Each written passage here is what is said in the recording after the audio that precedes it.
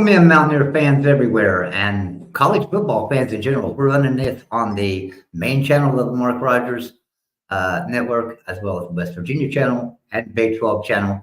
Be sure you sub all three of those up because we have special shows that come up on each one of them all the time. I'm Joey Foster, and we'd like to welcome you in tonight. We're going to talk a little bit about coaching changes at West Virginia. Do we need a coaching change to start with? Because West Virginia is having a pretty decent year. But if we look at their schedule before the season started, everybody said very tough schedule. As the season's played out, we're all looking back on it saying West Virginia is not beating anybody. The teams that they have played that were ranked or pretty good have beaten West Virginia. West Virginia is sitting at 6-4 right now, bowl eligible. 2 games left against Cincinnati this week and Baylor next. 2 of the worst teams in the Big 12. We shouldn't have any trouble. And West Virginia finishing 8-4. But let's say we lose one of those and go 7-5. Or let's say we win them both and go 8-4. Will there be a coaching change? Neal Brown's not set the world on fire by any means. Let me do something here because they're telling me in the back room that my mic's not working right. Hold on one second. Let me see what we got here.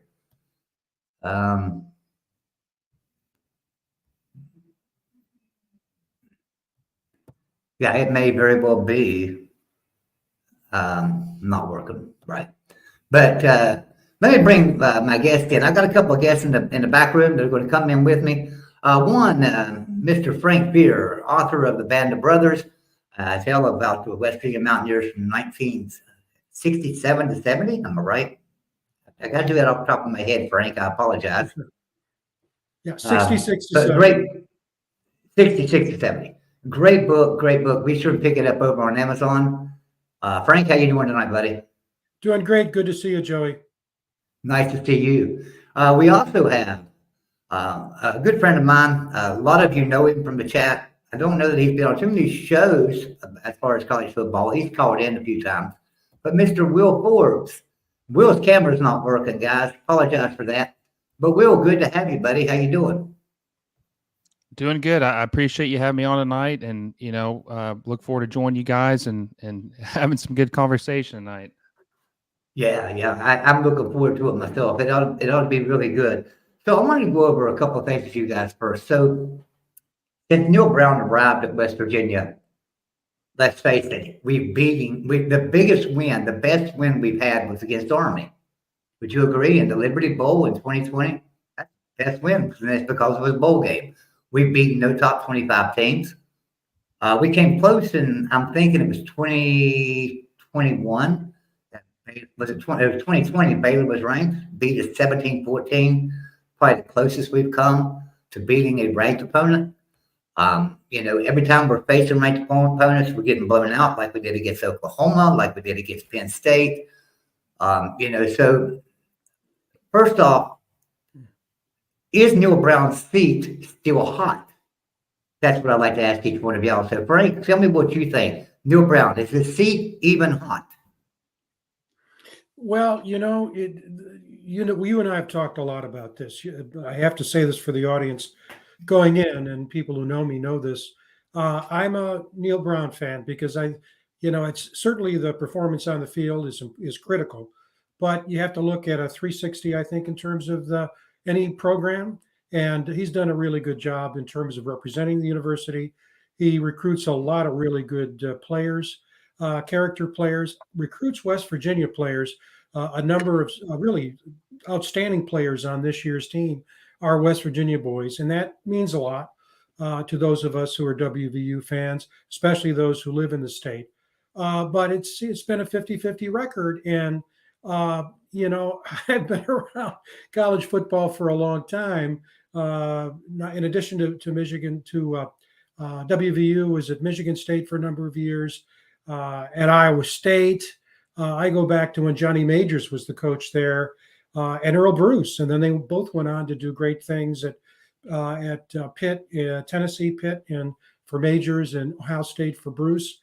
But I've not seen the animus toward a head football coach the way I have toward Neal Brown. And after that blowout loss to OU last week, The Boo Birds really came out. Just a few seconds here. I watched his press conference on Monday, Joey, and I watched the press conference, but I also wanted to look at the comments that people were making on that site. And here's some of the things that just picked out 10, and they're pretty, I think, emblematic of what people are saying. Fire Neal Brown. There's only one problem at WVU, and it is you, person speaking to the screen, right? I can't stand to hear his voice. Brown must go.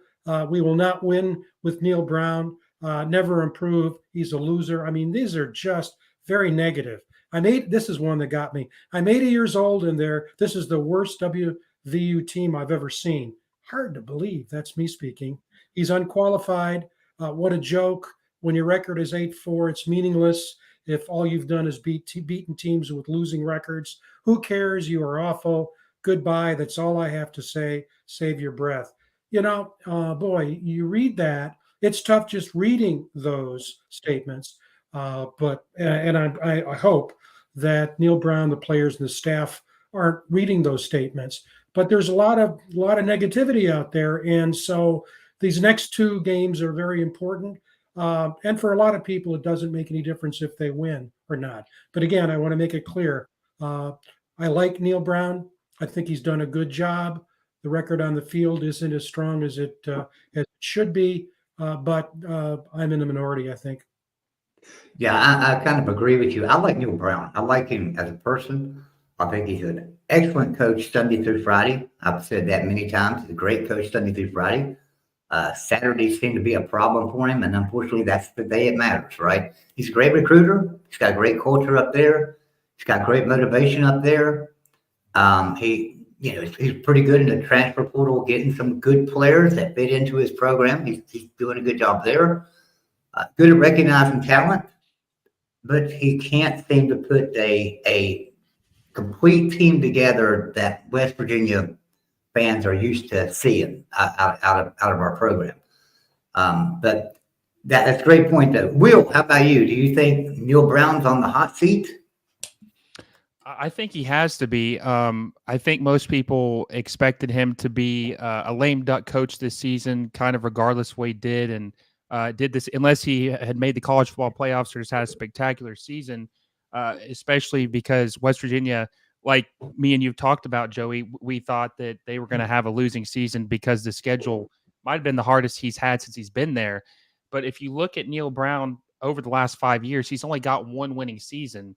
And while it looks like he'll have another this year, it's not for sure yet that he's going to. I think that when you look at his results, they've been mediocre. You look at a coach like Lance Leipold who went to Kansas, a team or a football program that's historically bad, and they've been able to turn around quickly in year 3. They're 7-3, if I'm not mistaken, right now, a ranked team. And that job is way more difficult to turn around, in my opinion.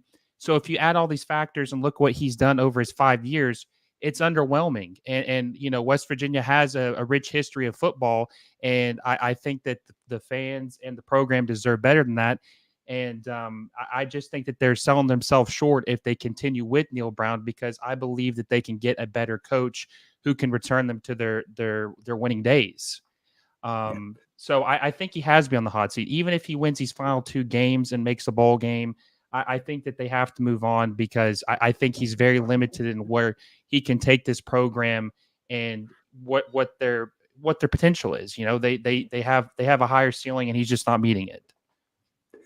Now, I am led to believe, it's according to who you listen to, but that a lot of the donors are wanting Neal Brown out. The administration's not there yet. I'm just hearing that. I'm not saying that that's true by any means. But, and you're seeing it even come across on some Twitter feeds, some people that may know what they're talking about, some people just taking shots in the dark.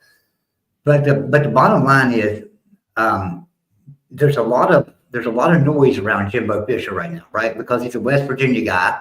He owns several businesses here in West Virginia, several farms, comes to West Virginia quite often.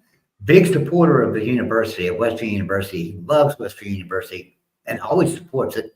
This is the type of guy that comes to West Virginia and goes to a high school football game and tells the guys to go to West Virginia. I mean, he's a true West Virginia Mountaineer guy. And so he would be a great fit at West Virginia for that reason.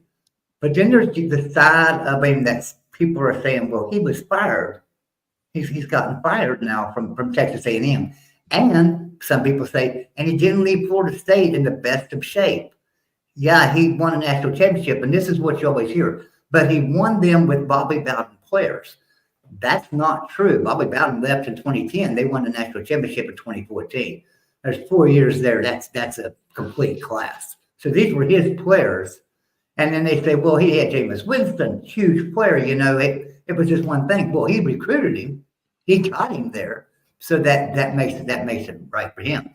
I want to say hi to everybody in the chat real quick, and then I'm going to get some of y'all's opinions. But we got a lot of people in here tonight. We appreciate everybody. Timothy Green, always with us, great Mountaineer. Thanks, Timothy, for being here. Jackson Johnson, of course, always here with us.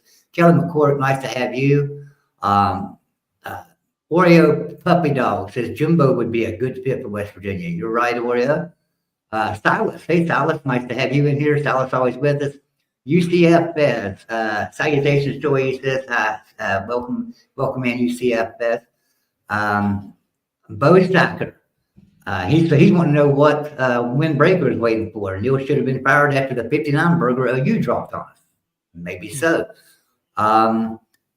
Go down there. Jim R says, what's Brown's buyout? Brown's buyout right now, and I'll let Frank go into that because Frank researched that today for us and got them numbers. And then we have, there's quite a few people. Will indeed, thanks for being here with us. Come on down through here a little bit. John Crosstopic, sorry about that if I said that wrong. He says Jimbo Fisher is not a good coach. Okay. Goose's Corner's here with us. Thanks, Goose, for dropping in. He's telling that John Crosstopic that his win percentage is 70% and his average 8 wins a year in the hardest division in the country. Talking about Jimbo Fisher. So appreciate that, Goose. You're exactly right. Swarm of Ben and Sam, thanks for being here. Bobby Swinson, Jimbo is broken, he said. And Jim R. Also said, true, no coach is safe if they want to move on regardless. All right, so let's talk about Jimbo's record. Frank, you looked up some of those numbers today. What is Neal Brown's buyout, number one? You looked that up. And then I'll tell you what, we'll go to Will Forbes and let him talk a little bit about Jimbo Fisher and his record. But Frank, tell us a little bit about Neal Brown. What did you find out with the numbers you got off everything today, his buyout? Yeah, I mean, when Joy and I talked about getting ready for this show, I think it's fair to say this, that there are different perspectives as it pertains to all of this. And it's not just Jimbo Fisher. There is the university management perspective, especially the athletic director and the board and the president, because ultimately they're the ones that make the call. Then there are fans like us who just want to win and basically are going to focus on, many of us, on, well, who gives us the best chance to win. And dollars and cents figure into this rather significantly, because think about it. If you're the athletic director and if you decide to end the tenure of Neal Brown at the end of the season, that buyout is $13 million this year. Next year, it goes down to $9 million and change. So you got $13 million, but you're also very likely going to be doing a national search for a basketball coach. And another piece I'll put into this, that $13 million is what they call dead money. In other words, you're paying someone for not doing anything. A&M has a huge $75 million worth of dead money. And by the way, even if Jimbo Fisher takes another job, A&M's on the hook for that money. So if you're in Jimbo Fisher's situation, you don't have to worry about doing anything to make money for the rest of your life, because that money's going to come in. But it is, I think, important for us to think about this from AD's perspective, because as many of us know, West Virginia is facing a projected $45 million shortfall. A&M is paying for, and this is on record, they're on the hook for all 75 million out of their athletic budget. But A&M is either one or two every year in terms of the top revenue generator in major college sports on the public university side, because we don't know much about the private universities. They're not required to report. And so they have the donors, they have the money. West Virginia's athletic budget in 2022 was ranked number 45th in the country. A&M, I think, was number 2. So the budget's about 105 million. You got to make it work. And so the question becomes, can you make it work? As it relates to Jimbo Fisher, who knows if he were offered the job, what he'd ask for, given the fact that A&M is going to be paying him. But it's, and then the last point I'll make is, yeah, you can look at his record. It's a good record. There's no question that at A&M, he was in the toughest conference in the country. Clearly, he has a good record overall. But I think the bigger question is, how much gas does he have in the tank for the next job? And with some coaches, there's a lot of gas in the tank, no matter where they've been and what they've done. But we don't know that. That's the unknown. That's right. All right, Will. So tell us a little bit about Jimbo. You started talking to me months ago about Jimbo Fisher should be hired by West Virginia. You were before the season ever started. You told me Jimbo Fisher is going to be fired this year. West Virginia needs to start thinking about that and looking that way. So tell us a little bit about Jimbo, because I know you know a lot about his record and what he's done and what he can do. Well, one thing I want to address real quick is something Frank mentioned about if Jimbo was hired, would he have anything left in the tank? What would his ambition be? How much energy would he have to give this job? I think one thing to take in consideration is what Joey has said, me and him talked about, is that Jimbo Fisher's from West Virginia. He's a proud Mountaineer. He loves the state. He does a lot for the state. So I think hiring him and him being in that role would give him the extra juice he needs. That would motivate him to want to try to bring a national championship to his home state, put them back on the map. So I don't think that the energy thing would be a concern. I think he would be ready to go. I think that they would have his full devotion. He would be 100% locked in, and I think he'd be ready to prove a lot of his doubters wrong. When you look at Jimbo Fisher's career at Florida State, obviously when he took over for Bobby Bowden in 2010, I mean, he went 83-23. I mean, that's an incredible record. 83-23 in the ACC. And obviously people could say the ACC might have been down when he was there primarily until and he left right when Clemson was on the upswing. But I mean, still 83-23 in a conference in Power Football or Power 5 football and to win a national championship. He's one of only coached 3 teams to win a national championship that's not an SEC team in the last decade. Ohio State, Clemson, and Florida State, only 3 schools, and he's one of them. Obviously at A&M, he's had a few disappointing tenures or seasons because he didn't win a national championship. But they, like it's been said numerous times, they play in the hardest division in the hardest conference in college football. There's a lot of pressure. That's what they say. It's probably like the most intense job there is in the SEC, Texas A&M, because they don't win national championships or haven't in a long time, except they expect you to win national championships. And, one of the things too about this season is he went 6-4 and got fired in the SEC West, division. Neal Brown 6-4 in the Big 12. So look at the difference. Look at the standard we're holding these two different guys to. He's got a winning record at Texas A&M. He went 45-25 at Texas A&M in the SEC East. Neal Brown's had 2 winning seasons, possibly 2 winning seasons in 5 years. I feel like these two coaches aren't even comparable. They're not even comparable. Jimbo Fisher, I believe him coming back to his home state, coaching a team that we all know he loves. Obviously, the man's proven he can recruit. He's had the number 1 recruiting class, I think, 2 of the last 3 years at Texas A&M. So the guy can recruit. And we're not even mentioning the players he might be able to get convinced to transfer to West Virginia, which is a lot easier to do these days. With the transfer portal changes and NIL, we'll see what he could possibly do in that aspect. But I believe if he became the Mountaineers head coach, that West Virginia not only could get back to their winning days, but maybe even taken to new heights, and that he could run the Big 12 for a decade because it's wide open. And I believe that he'd be able to bring in the talent to do this.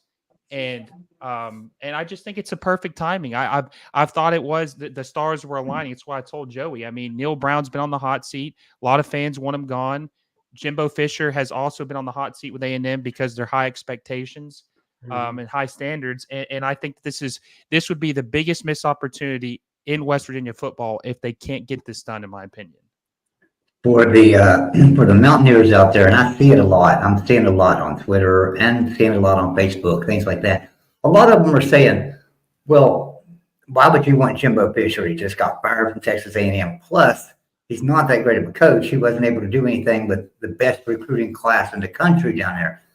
But you've got to remember something. He is coaching in the SEC. He is coaching in the SEC West. That is the hardest division. He's playing the Alabamas and the LSUs and stuff all the time. And, he has beaten Nick Saban and even called a shot before the year started.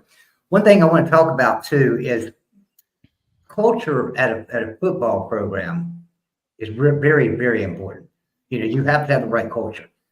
I don't know if Jimbo Fisher fits in at Texas A&M. I really don't. Honestly, I've lived in Texas for a couple of years. I didn't fit in. I'm a Mountaineer. Mountaineers speak their mind. They'll tell you like it is. I mean, they just tell you what's on their mind, and that's how they are. And that's a true West Virginia person. And it's not that we're jerks. It's just that we'll tell you what's on our mind. And I think anybody that's ever listened to a Nick Saban or a Jimbo Fisher press conference will find out real quick. They'll tell you what's on their mind. They'll tell you what they're thinking. They'll tell you exactly how they feel about something. That's a true West Virginia person. That's how West Virginia culture is. I don't think he fits in so well down at Tech. I don't think he fit in so well at Texas A&M. He would fit in great in West Virginia simply because being a West Virginia guy, and he just understands the complete culture. Now, I'm not saying Neal Brown don't understand the culture. He's got a good culture up there, and he's doing a good job. But at the same time, Neal Brown doesn't fit into, he's from Kentucky, and he wouldn't fit in Kentucky culture, I don't think. Neal Brown's kind of a different type of person there. I mean, Neal Brown would probably fit in at Texas A&M faster than Jimbo Fisher, in my opinion. I mean, he really would. So that's my thought, is that culture plays a big part in this, and Jimbo Fisher could bring some great culture into this. And by the way, this is going to be a college show too. So I will drop the link here in a little bit, let you guys come in and talk, ask your questions, or make a statement about Jimbo or Neal Brown, whatever you want to do. So anyway, Frank, go ahead. I seen you with something on your mind there a while ago. Go ahead. Well, you and I talked about this too, and that is you've got a marquee name. There's a splash factor. You go back to what happened in Colorado, with Deion Sanders, Coach Prime. The athletic director said very bluntly after he was hired, we didn't have the money to pay his salary, but we knew that when we hired him, money would come in, and they're right. And you and I were talking earlier today about the Fairleigh Dickinson factor. Fairleigh Dickinson, small school in New Jersey, basketball team, beat Purdue in the NCAA March Madness last year. Well, what happened as a result? More donations, 35% bump in applications to Fairleigh Dickinson this year. The big question on those, though, on that with the marquee and the splash factor is how long does it last? How long do you get that impact? You look at Coach Prime now, 4-5, I believe they're right now, losing record, close games in many of them. But after the beginning of the season with that huge win at Texas A&M, we thought it was basically off to the races. At the same time, that team, the Buffaloes, were rated by ESPN as the bottom team in all Power 5 football going into the season. So Deion Sanders had a lot to do. But as we talked earlier today, Joey, a person by the name of Jimbo Fisher is probably going to get players to come to West Virginia that otherwise might not come. And he brings that name to the table, and people stop, and players stop, and parents stop to take a look. that they might not otherwise. Yeah. And West Virginia is not a stranger to 4 and 5-star recruits. I know a lot of people say, West Virginia never gets 5-star recruits. That's not true. We've had several 5-star recruits. And we've had several 4-stars as well, and several on this team this year. But yeah, I agree with you, Frank. Yeah, you're exactly right. I'm trying to look at the chat here. I'm going to go ahead and I'm going to post a link in case anybody wants to come in and make a comment about Jimbo Fisher, Neal Brown, or just ask a question or whatever. So I'm going to post a link right here in the chat for anybody that'd like to come in. Coos, I'd love for you to come in and say hi to everybody and join us for a little bit.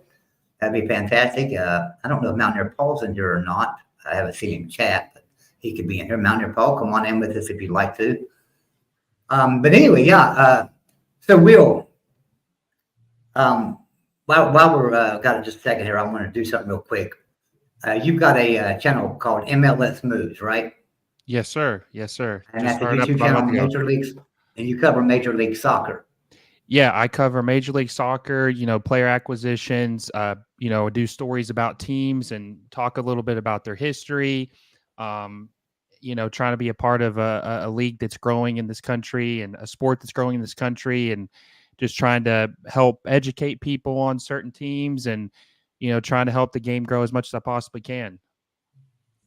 And we apologize if Will's not on camera with us tonight. Will's having some problems with this camera. Hopefully we'll get that fixed here soon. Hey, we got somebody in the back room who wants to come in and talk with us a little bit. Everybody knows him. Mr. Will NV, our resident Notre Dame fan. What are you doing, Will? Hey guys. How you doing? I'm happy. I'm happy for you guys. I'm happy that the season's going better than people expected for WVU. I know not everyone's happy with Neal Brown. Well, think about it though. That you have to look at who we played. Now, before the season started, you guys were all doom and gloom. I remember that.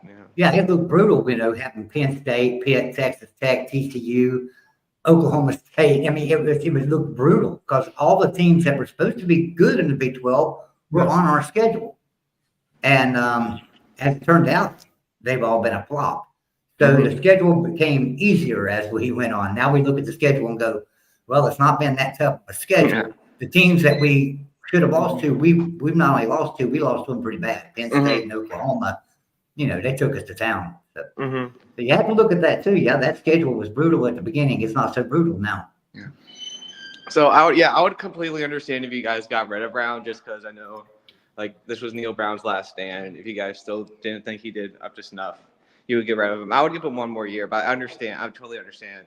I'll give him a make or break year next year, but I understand if you get rid of him now. I've been very anti Jimbo Fisher for a while now, and I just think that WVU could do better than Jimbo, in my opinion.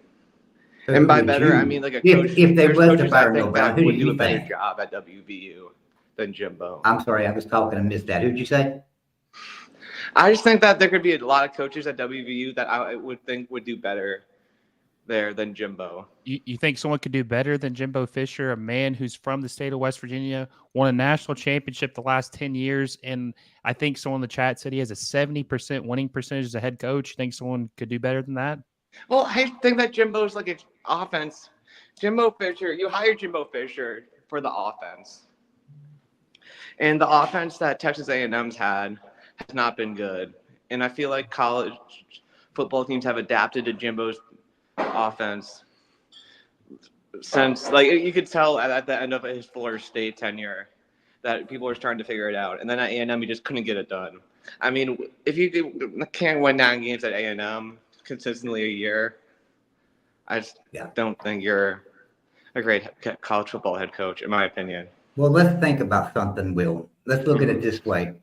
Don Nehlen coached at West Virginia for 20 years, had a 62% winning percentage, is in the Hall of Fame, College Football Hall of Fame, also in the Hall of Fame at Western University. His name's going up on the stadium permanently this weekend, Saturday. Don Nehlen's name's going up permanently on the stadium. Now, he had a 62% winning percentage at West Virginia University. It's the only place he ever head coached. Has a 62 winning percentage. And West Virginia played some good teams because he coached them through the 80s and 90s, right? So they played some good teams back in the 80s. We used to play the Penn States, and Syracuse was good then. Boston College was good then. We played some really good, strong teams. The 90s the same way, because Miami kind of dominated the 90s, and we had to play Miami every year. So he had some tough games. But do you think those games were near as tough as what Jimbo Fisher's had to face, not only at Florida State, I think but that the also resources that at Texas A&M has, compared to the other teams, were much more than what WVU had back in the 80s and the 90s. Because like Texas A&M, they basically have a blank check. They can offer whatever player NIL they want, and he can get anyone that he would want to come to A&M. And at WVU, obviously he will recruit the state, but I just feel like it'll be tougher to get players to come to WVU. And I just feel like I don't know. In my opinion, I think Jeff Traylor would be perfect hire for WVU because I'm sure he'll bring in guys that can recruit West Virginia, but he can also recruit Texas as well. And I feel like that's kind of where a lot of the Big 12 teams are. So if he can beat them out for some of their guys as well, and also recruit the WVU area, like that Pennsylvania, New Jersey, DMV area, I feel like he could do very well in the Big 12 with him. Or Kirk Signetti, whose dad coached West Virginia. And that guy's won everywhere he's went. I feel like those two, and as well as Tony Gibson from NC State that has WVU routes, I would definitely pick them. In my opinion, I would pick them over Jimbo.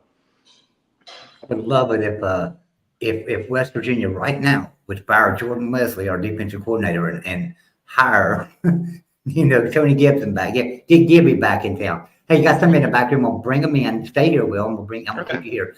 But somebody in the back room, they invited him with us tonight, and he said he would if he got home in time, and he made it. Hey, thanks for being here, Mr. Coos from Coos's Corner. What do you think, Coos? Hey, how y'all doing? Good. Doing fine. What do you think about all these rumors with Jimbo Fisher? It's very interesting. The timing is very ironic, right? With all a lot of the fan base is mad about what's going on at West Virginia and the big loss this past weekend and the loss to Houston, and then all of a sudden, boom, Jimbo's name pops up. So it's definitely entertaining, for sure. And get something good for those of us who do content creation to talk about. That's right. Yep. But no,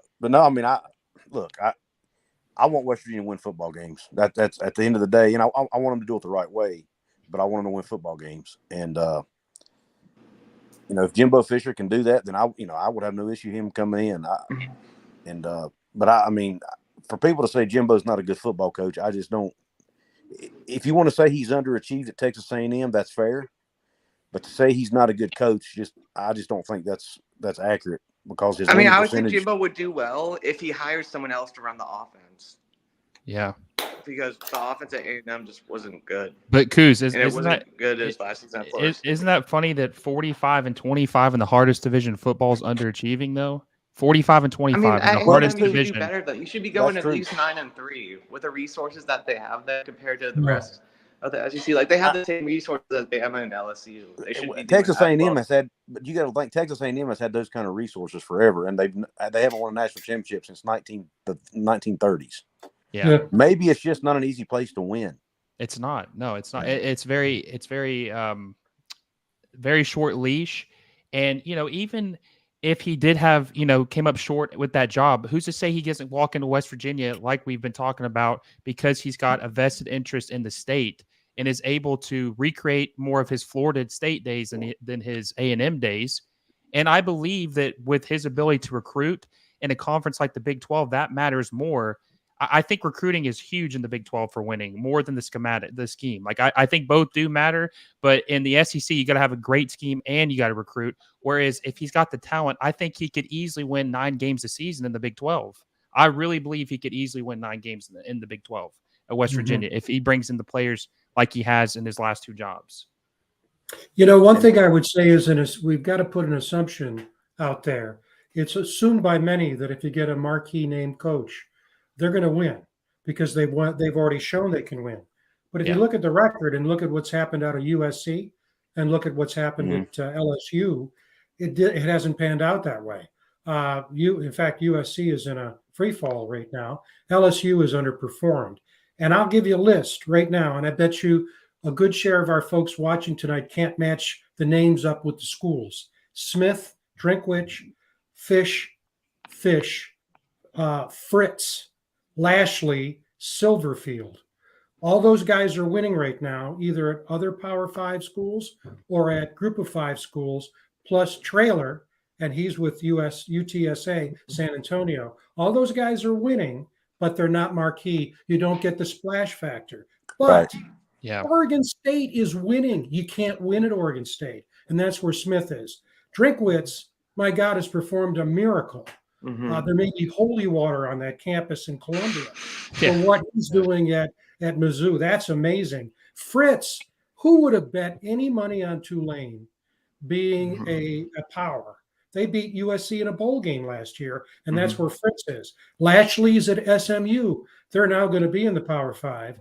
So that's a different ball game. And Silverfield is at Memphis. And some of these guys are not earning a huge salary. Silverfield is only 175. Trailer's 55 years old. He's 37-13. Drinkwitz, he's $4 million at Mizzou. They're not going to let him go. Smith could be grabbable. He's $2.4 million, and he's only 34-33. But he's playing at Oregon. He's coaching at Oregon State.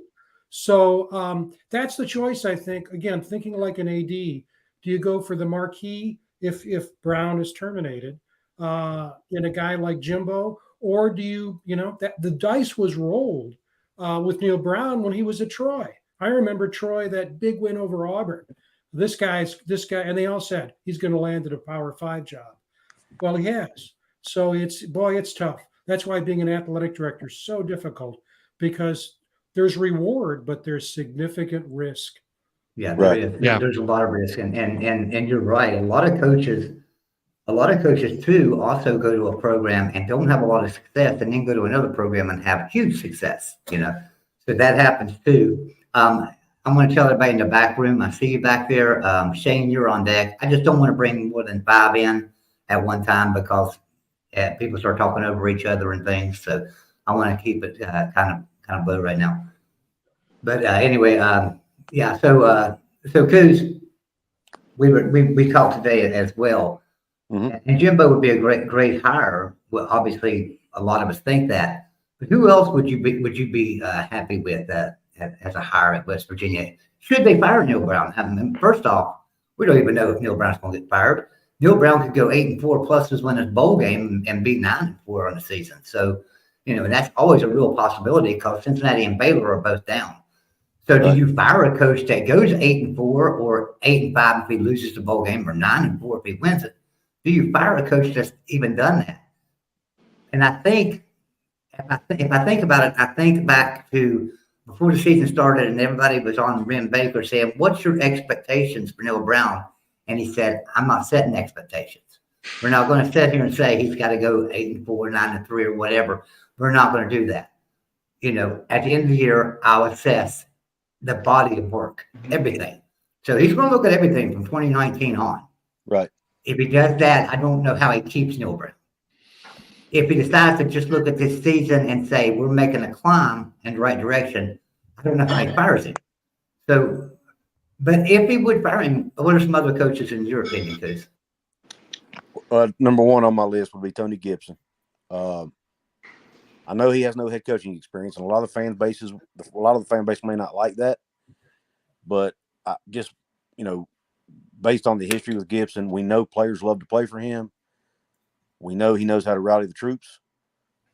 He's a good recruiter. He's doing a great job recruiting down at NC State. He's one of the best D coordinators in the country. His name is starting to pop up for just about every D coordinator job that comes up, including USC. I saw the other day. So if he's going to be a head coach at some point, I think. And I'm pretty confident. I mean, he's a West Virginia guy, so I'm pretty confident he would come back to West Virginia as a head coach, if ever given the opportunity. And I just think he would be a good head coach. I think Jamie Chadwell is somebody you got to look at from Liberty, who also had success at Coastal Carolina. I think he's last I saw he was 10-0. Is that right at Liberty right now? Mhm. Yeah, he is. Yeah, they He- might so go New Year's Six bowling.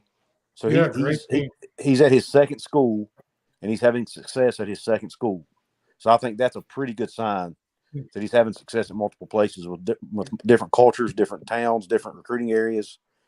So that's a name that is a little attractive to me. Yeah, and for a little point of view here, the last one that did that was able to do it at multiple schools is at a Power 5 school now doing really well, and it's Lance Leipold. Yeah. Those are the first two that come to mind. I mean, I don't, I'm not really big on recycling and living in the past. So I'm not one of those guys that thinks we should bring Rich Rodriguez back. But I'm not saying he wouldn't do a good job. I just don't. Typically, that doesn't work out when guys come back and do it the second time. So yeah, I mean, Chadwell and Gibson are the two that come to mind off the top of my head. I had always said Tom Herman, and another coach that I like too, and a lot of people would not agree with this one at all, but I really like Charlie Strong. I think Charlie Strong would fit the culture at West Virginia and do a great job for us. So that's why I like him. I like Charlie Strong. Yeah, I don't know a whole lot about Charlie Strong's past. I mean, I know he was coach at Texas for a while and didn't work, and I know he was at Louisville for a while, but I know he was a really good D coordinator before that, but I don't know a lot about his background, where he's from, where his connections are, any of that stuff. But Let me, Will must have lost his service. I'll bring somebody else in out of the back room with us here. We've got Shane coming in. How you doing, Shane? Hey guys. Hey Shane, how you doing? Been a while, huh, buddy? It has. Hey, yeah, I just want to pop in here. There's Jimbo Fisher. When I first heard that, I was pretty excited, and then I started thinking about it, and he did real well for a few years at Florida State, and then things really started to take a nosedive. And with I don't know. I think Coos, you're spot on with Tony Gibson. I think a lot of the West Virginia fan base, especially the folks with deep pockets that fill the purses with the NIL money, would support Tony Gibson, and I think that would be help us in the long run. But but then I think about Mac Brown. Look at what he's done. This year, and I thought, that True.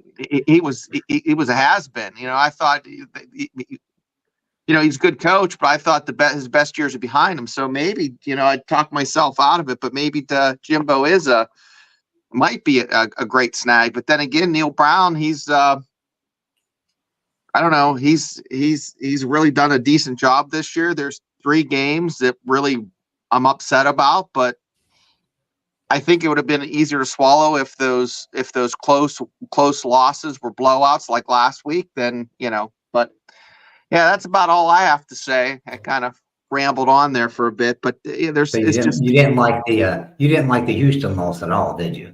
Oh my gosh, I'll tell you what, I couldn't watch. Coos, I couldn't watch your show. Joe, I couldn't watch your show. I couldn't talk. Like literally, I've been so pissed about West Virginia sports since June. I've like, I don't know. I've been kind of like ghosting everybody. It's just so I'm finally starting to feel a little better, But even the Mountaineer basketball squad has me frustrated at times. So I'm pulling my hair out here. I think we're all frustrated right now with the dark side, basketball brother. program. Yeah. One thing I would say, those are really good comments, Shane and Coos. We have to remember, it's so obvious. We're not in a vacuum here. It's not as though West Virginia is the top of the mountain and basically says, let's anoint our next coach. I mean, there are so many coaches on the hot seat and schools that are going to be looking for head coaches. I mean, Pat Narduzzi, if he isn't let go at the end of the season, then any coach can do just about anything. I mean, after that loss to Notre Dame, he blamed his team. These guys just don't have talent. I mean, shit. Excuse me, but you can't do that. Dino Babers, who came in with great credentials from Bowling Green. He was going to turn around Syracuse, and that they beat Pitt last week, thank God, because they I think they had lost 4 in a row. He's not going to survive. Tom Allen, Indiana's a tough place to win. Indiana's going to be on it, and I tell you, 2 Big 12. I just don't see how Dana's going to survive at Houston. He's not recruiting. The team's not winning. They're doing better attendance-wise because they're in the Big 12 now.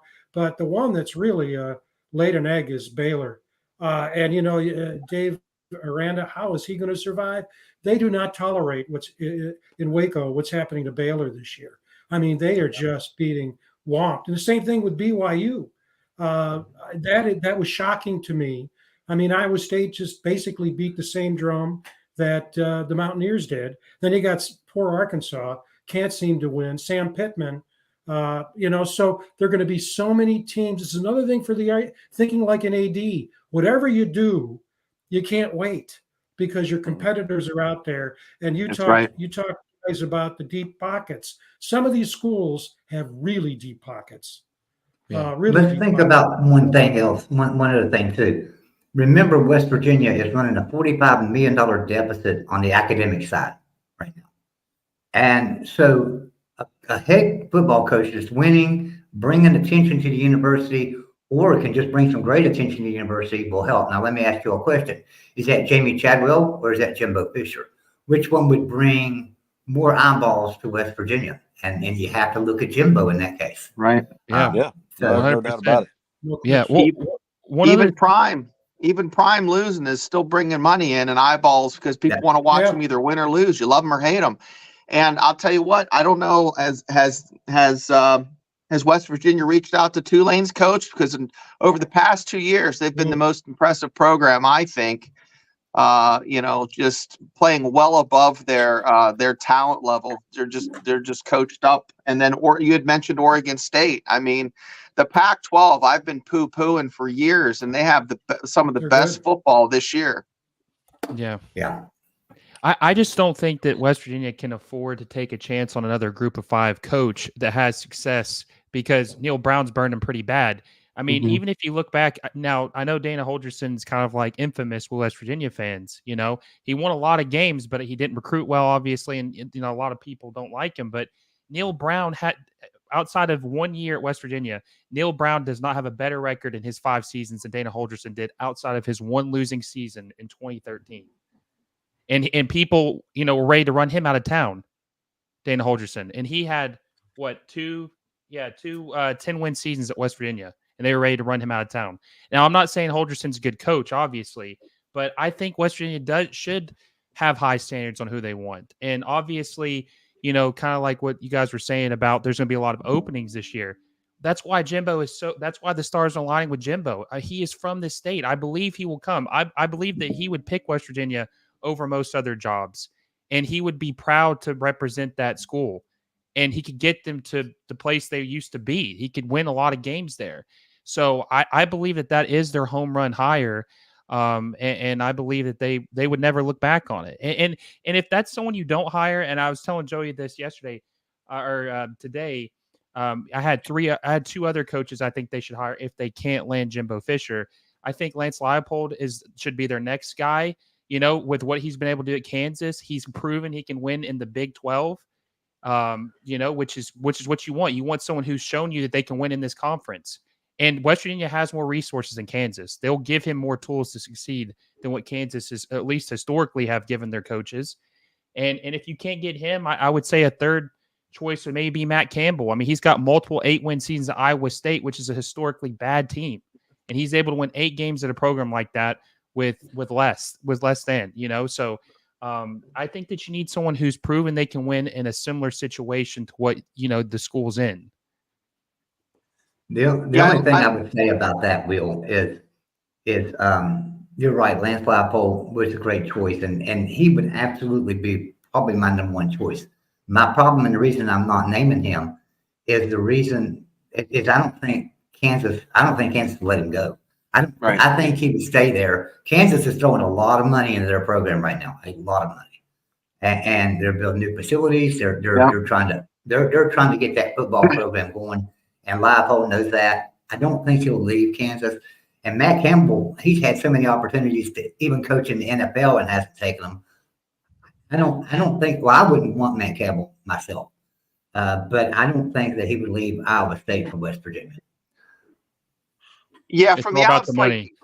from being living around the country, Mountaineer fans kind of, they're a B program, but they view themselves as this isn't 2007, this is 1993. They view themselves, maybe half a tier higher than what they actually are, and that happens. That just comes with being a fan of a program.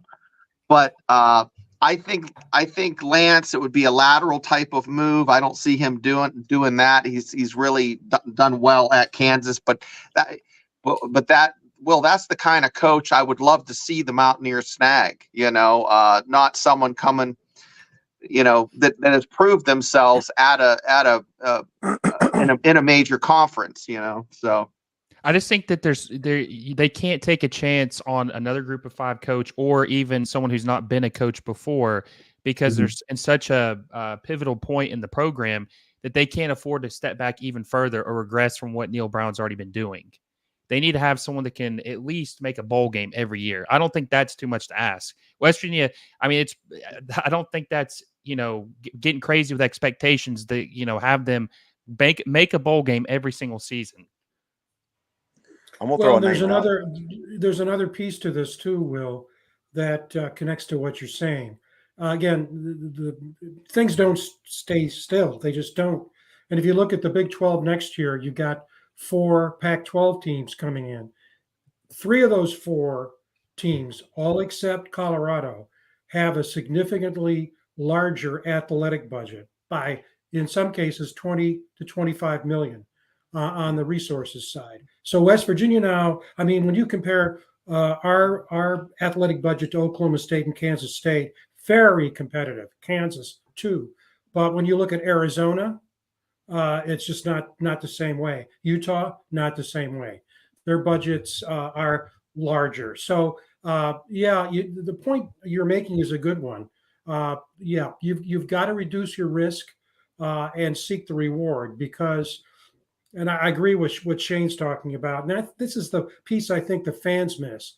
We've got to be realistic about who we are and what we can do with what we have. And as I said, I was at Michigan State, Iowa State, West Virginia, and I would say in that regard, West Virginia fans, what's the best way to describe it? Need to take that more into consideration rather than thinking, hey, we're Michigan South or we're Ohio State East. That's not the real world.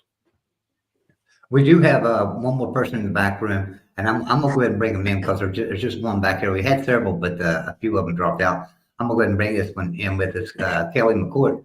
Hey, Kelly, how you doing, buddy? All right, how you doing, Joey? Hey, I'm Frank. doing good. Hey, Kelly. We talk every day. Good to see you. Good seeing you too, bud. I I'm just gonna throw thought I'd jump in and say hi. I'm gonna throw a name out and see what you guys think about it. Okay, Coos. Cliff Kingsbury. Yeah, Ooh, Yeah. that's a good one, Coos. it's a good one too, Coos. That That you is a bring good in one. some That's good. NIL money. It's all about the NIL money, guys. We're in the infancy of this new era in college football, and it's more. You can see it more affecting the college basketball because there's 5 players, but Right. it's we're at a precipice where older coaches, do they still have the juice? You look at Dana Holgorsen. He's not really an old coach, but he doesn't have the charismatic type of kissing babies and rubbing elbows and just being everybody's buddy. He likes to just focus on the work, and that's it. Right. Where you have to be the belle of the ball. You have to be able to sell your program. You have to be able to recruit year in and year out. You can't just do what Don Nehlen did and the 3rd year having a bunch of guys. You coach them up to be successful, from when they're freshmen to juniors. You can't do that. And then the mid majors, they're all up in their game. They're more competitive. There's a lot more closer games. The spreads have have really come down. You don't see as many blowouts because of this. There's just it's like the NFL light right now. There's just so much, there's just so much chaos. But is it good? Is it bad? But it's just the nature of college sports right now. Mm-hmm. Yeah, the only thing I wish about NIL, I'm fully for NIL. I truly believe in it. I just wish there was some kind of oversight of it, and it wasn't just this craziness of Alabama's got bigger donors, Texas A&M's got bigger donors, so they can get all the players because they can give them more money. Some kind of a cap somewhere, either on a university or something. I just feel like that's got to be done at some point. Will it be? I don't know, but I just feel like that NIL is. It can even the playing field out for everybody if we could get a control of the NIL a little bit. Because right now it's a wild west.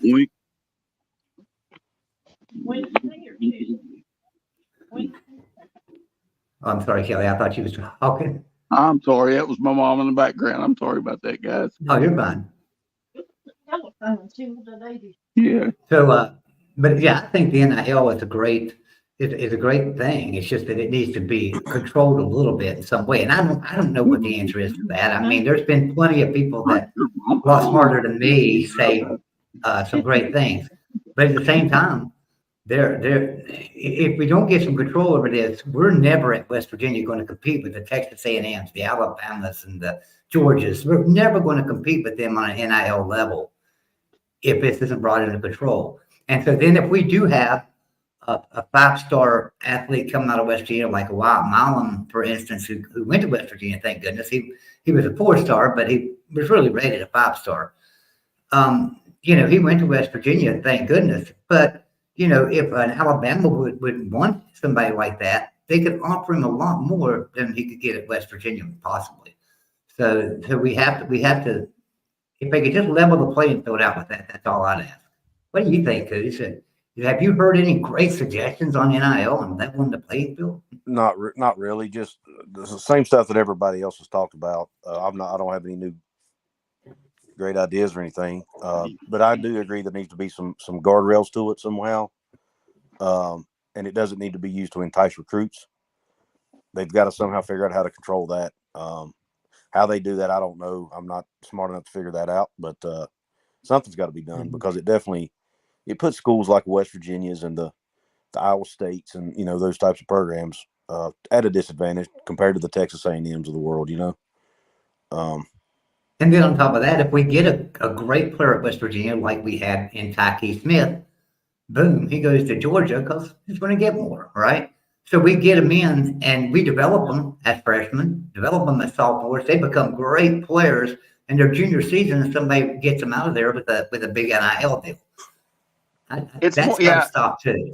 Joey, it's more complicated than we think back to Eric Dickerson and was it a Firebird or a Camaro that they gave him when he was down at SMU or in the early 80s. You could just lure a kid in with a nice little $10,000 sports car. I think it's more they want the marketing for their social media platform. They want there's just so, I mean, I'm going to be 50 and it's just like I'm having a hard time wrapping my head around the complexity of like what the secondary and tertiary effects of these kids not seeing as much time at like an Alabama, and then we might be able to get them because they're disenfranchised, but it goes both ways. These 4 or 5-star kids are competing against other 4 or 5-star kids at Alabama, at Michigan, so you can pull that. So that's what these mid-majors are doing. That's how they're,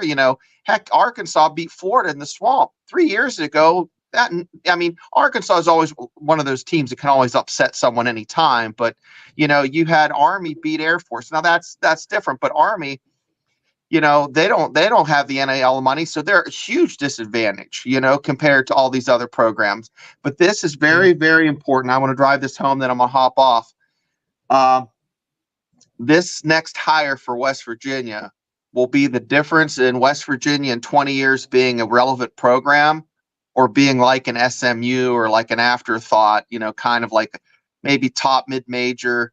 It's going to be challenging because fiscally we are we're running on empty. I mean, the school itself is running at a financial deficit, and then you also have a program that's spending X amount of dollars traveling. It's just not going to get any better, any easier. So Great.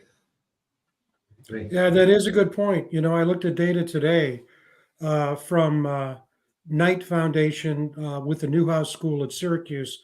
Very, very relevant. And basically, they reported the athletic revenues at West Virginia declined 5% between 2017 and 2022. The average increase for a bowl championship team was up like 25%. And so, I look at this as being, I think it's terrific that we're as competitive as we are in football because we just don't have the kinds of resources other schools do. I mean, look at Hunter Dickinson last night playing basketball. He left Michigan because Kansas came through. Just what we're talking about with a much bigger now. He had 27 points and 21 rebounds against Kentucky. Now think about what KU would be like without Hunter Dickinson in the middle, and think of what University of Michigan isn't going to be because Dickinson left. Same thing with Keon Coleman. He's a difference maker at Florida State. He left Michigan State because of no money. It's I think Congress is going to have to step in because people forget the NCAA. They say, oh, they don't lead. The conferences and the schools don't want the NCAA to lead because anything the NCAA does that hurts somebody. Look what's happening in Michigan right now. Okay, the Big Ten stepped in against Jim Harbaugh, and the Michigan's luring up. They're basically saying it's us against the world if you've seen the T-shirts. And so the NCAA can only go so far. So I hate to turn to government for regulation, but there's got to, as you said, Coos, there's got to be guardrails, and it's just not going to come from the NCAA because of the members. Yeah. Now, Tommy Tuberville and Joe Manchin were working on that for a while in the Senate. I don't know what happened to it. I know it was brought up a few times, but yeah, I don't know if there's a perfect solution to it. Let me go back here. There was some people had some statements I wanted to bring up here. All right, so Todd Gwynn says this right here. Add $1 or $2 for every beer sold in the stadium for NIL. Sounds like a great idea, Todd. Unfortunately, you can't do that because that would be university contributing to the NIL, and that's a no-no. Can't be tied to the university. Hey, Joey, Todd could take his beer fund and donate it to the NAL fund. And, that could be it, You got a good idea, Shane. All right, Todd. So we'll be looking forward to that. How many 12 packs you drink a week? There you go. Let me ask you guys this real quick, though, about, something about Jimbo Fisher, because obviously with him, he would have the fan base and obviously probably a lot of boosters feeling pretty good, probably better than they have in a couple of years. What kind of difference do you think booster wise having him in place as coach would be versus a lesser known coach as far as investing money and resources? Like, do you believe that would maximize their investment having a guy like him because the confidence they would have in the program? I want to say yes, but then at the same time, I think about back in 2007 when Rich Rodriguez went to the university wanting $50,000 for his assistant coaches, not a piece, just a total of $50,000 to give all of his assistants a raise so they wouldn't leave and wouldn't be tempted by other programs to leave, and they told him no because they didn't have the money, and we were my gosh. 2007, we were playing in our second BCS bowl under Rich Rodriguez, right? So, I mean, I just don't know. I don't know if the boosters would come in big time. I mean, it's going to be better than it is under Neal Brown, I believe, but how much? I don't know. I think that would yet to be seen. Well, that's Will. I want to ask you something. So, and the group. So you have, let's compare Tony Gibson and Jimbo Fisher. One has a lot of experience as a head coach. The other one isn't as experienced. Bang for your buck, though, I think you're going to get just about as much NIL money from someone who has ties to the state over a period of years. Really, Jimbo hasn't hasn't done any coaching and correct me if I'm wrong, he hasn't coached in West Virginia in what 25, 30 years. So, but how much would Jimbo Fisher cost the university? Where I know he's going to get $70 million from his buyout, so it might not be a money thing. It might just be he wants to come home, that type of thing. But I think Tony Gibson has the pulse of what's going on currently. I don't know. Jimbo Fisher just has not looked that great the past 2 years, but he has won a national championship within the past 10 years. But 10 years ago is like you might as well just be talking about the 1944 Army team, Yeah, but just like somebody brought it up a while ago, I think it was Coos that brought it up. Texas A&M ain't won a national championship since the 30s anyway. So it's not like they were a big national championship program when Jimbo Fisher was hired. Texas A&M is like, out of the SEC schools, that'd be the last school I'd want to coach for. It's so tough to forget that. Well, another thing too, when Jimbo Fisher got hired at A&M, they gave him an insane assistant pool, salary pool to hire some of his coaches. They paid Mike Elko $2 million a year to leave Notre Dame to be the DC at A&M. So he could literally he had the pick of the litter of who he wanted as his assistants. And that's one thing I would be curious to see is what kind of salary pool would they give him at West Virginia to hire the coaches he'd want, because he's going to want his coaches. He's not going to just want anybody. So if they do hire Jimbo Fisher, they're going to have to be fully committed to what he needs to make sure he's happy. And he left Florida State because they wouldn't pay his assistant. Right. Jimbo Fisher has penthouse dreams, and if he came to West Virginia, he'd have an outhouse budget. And I don't think he wants to deal with that. You know what I mean?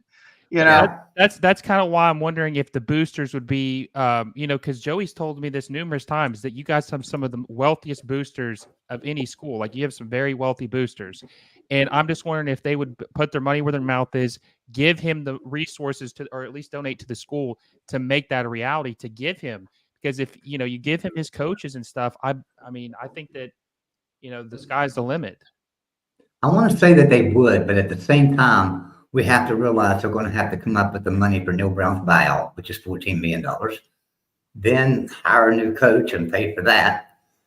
So how much they'll increase it, how much they would increase the assistant coaches pool, I don't know. I looked at that a year ago, and West Virginia was $1.5 million in the coaches pool behind Virginia Tech, and that was the closest one. That was the only one that was close to, was Virginia Tech. They were $1.5 million behind in the coaches pool there. So if you go and look at Kentucky, Tennessee, Pittsburgh, Penn State, Ohio State, all the other schools around us here in this area, well, they blow us off the map with the money they put into their assistant coaches compared to what we've got. So you're right. We have to put some money into the assistant coaches, Shane. I mean, there's no doubt about that.